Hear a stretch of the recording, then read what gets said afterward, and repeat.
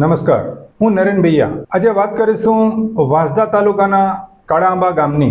ભ્રષ્ટાચાર કોને કહેવાય એ જોવું હોય તો કાળા આંબા ગામની મુલાકાત લેવી જોઈએ. કાળા આંબા ગામે ન્યૂ ગુજરાત પેટર્ન યોજના હેઠળ હાલમાં જ રૂપિયા 4 લાખના ખર્ચે ડામર રોડનું નિર્માણ કાર્ય કરવામાં આવ્યું છે. પરંતુ સ્થાનિક લોકોના કહેવા મુજબ ડામર રોડનું કામ ખૂબ જ નબળી ગુણવત્તાવાળો હોય આવનારી સિઝનમાં આ રસ્તો કેટલો ઉપયોગમાં આવશે એ જોવાનું રહ્યું. આ નવા ડામર રસ્તાનું ભવિષ્ય કેટલા કલાક સુધી રહેશે એ વાતોએ ખૂબ જોર પકડ્યું. આ બનતા રોડ જેમણે પોતાની નરી આંખે જોયો છે એવા સ્થાનિકોના કહેવા મુજબ રોડ બનાવતા પહેલા મૂળ જમીનને કમ્પેક્શનથી મજબૂત કરાયું નથી અને નબળી જમીનમાં મોરમ કે ગ્રાવલનો ઉપયોગ પણ થયો નથી. ઉપરાંત રોડ બનાવતા મટીરિયલ્સ તરીકે વપરાતા 2 અને 3 નંબરના પથ્થરો પણ ગુણવત્તાહીન નાખેલા છે એવું જાણવા મળે છે. ઉપરાંત આ પથ્થરની ઉપર બીટમેન એટલે કે ડામરનો લિક્વિડનો હળવો છંટકાવ પણ કરવામાં આવેલ નથી.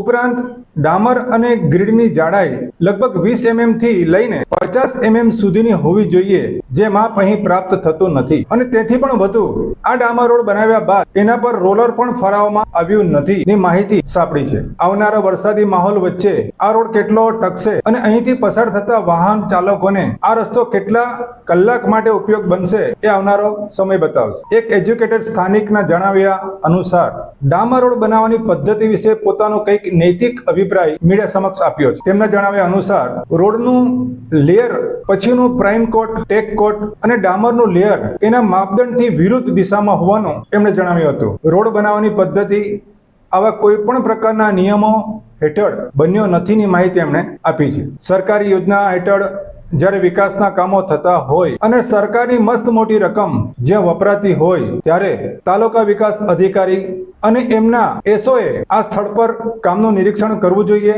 ઉપરાંત વાંસદા તાલુકા પંચાયતના સેક્શન ઓફિસરની મિલીભગત આવનારી તાલુકા પંચાયતની ચૂંટણીમાં જીતવા માટે નવનેજા પાણીથી ઉતારશે એમાં બે મત નથી. આવા ભ્રષ્ટ રોડથી ફેલાયેલા ભ્રષ્ટાચારમાં મસ્ત મોટી ટકાવારીનું સેટિંગ થયાનું સામે દેખાઈ રહ્યું છે. સરકારી યોજનાના નાણાંનો આવો દુરુપયોગ કોના કેટલા ખિસ્સા ભરે છે એ સમય જ બતાવશે.